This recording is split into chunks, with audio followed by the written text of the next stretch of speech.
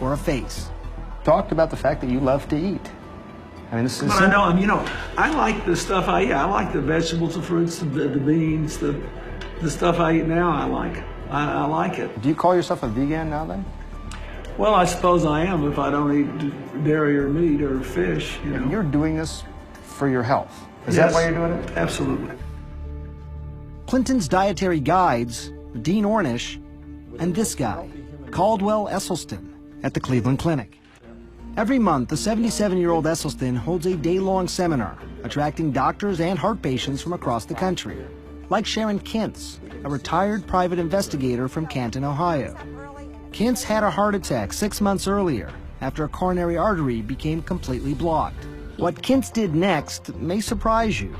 She turned the surgeon down cold, said no to open heart surgery, and decided to take a chance using food as medicine. Like President Clinton, Kintz has given up the food she loves, like butter and cheese. She's betting her life on Dr. Esselstyn's diet. She had a heart attack. Oh, yeah, I know. You know Sharon. Oh, yeah. Doctors recommended she have an intervention. She's not doing it. Is there a downside? Could she be putting herself at risk? No. I think that's an excellent question. In hundreds of patients, data now going back over 20 years, and well, this most recent study about a decade, once they start eating this way, you will make yourself heart attack proof. Going back over proof. We know that if people are eating this way, they are not going to have a heart attack. Esselstyn has won some allies, like Dr. Terry Mason, Chief Medical Officer at Cook County Hospitals in Chicago, and the city's former public health commissioner. We've eaten ourselves into a problem, and we can eat ourselves out of it. Esselstyn thinks heart disease is completely preventable, no matter what sort of family history you have, simply by eating right. During his research, he came upon a stunning fact. Some cultures around the world, like people living in Central Africa, Papua New Guinea Highlanders, and Tarahumara Indians in Mexico, have virtually no heart disease. None. So what can we learn from them? You have some easy-to-remember adages about how people can decide what they should or should not eat. We know what they shouldn't eat. That is oil, dairy, meat, fish, and chicken. What do we want them to eat? We want them to eat all those whole grains for their cereal, bread, and pasta, beans, vegetables, yellow, red, green, and fruit. Now, what particular vegetables do we want them to have? Bok choy, Swiss chard, kale, collards, collard green, beet greens, mustard green, turnip greens, Napa cabbage, Brussels sprout, broccoli, cauliflower, cilantro, parsley, spinach, and arugula, and asparagus. And I'm out of breath. President Clinton's diet, no meat, no dairy, almost no oil, got me thinking how different what he's eating now as compared to what he used to eat, and what most of us still eat.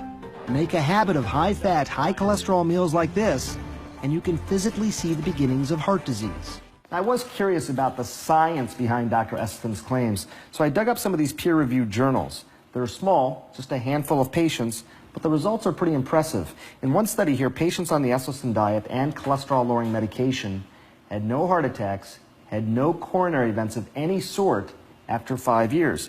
And 3/4 of these patients actually saw their blockages get smaller. You're not talking about just reducing your chance of heart disease. You're talking about potentially reversing heart disease. Oh, absolutely. The late wisdom is that once you develop these plaques, they're there. You're stuck with them. Try not to let them get worse. Is that faulty thinking? I think it's absolutely faulty thinking. Here's a picture Esselstyn likes to show of a heart patient with a blocked coronary artery. And here's that same patient after going on a plant-based diet. You see the way the blockage has almost disappeared? Sharon Kintz survived a heart attack a year ago after a coronary artery became completely blocked. Now she's counting on the Esselstyn diet to keep her from having another.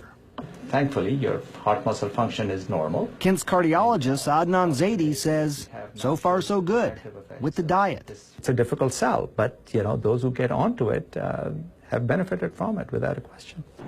Kintz is a true believer. So is former President Bill Clinton. And nowadays, they have a lot of high-powered company.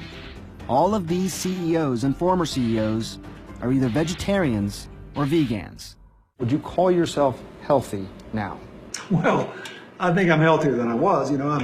I lost 20-something pounds. All my blood tests are good. All my vital signs are good.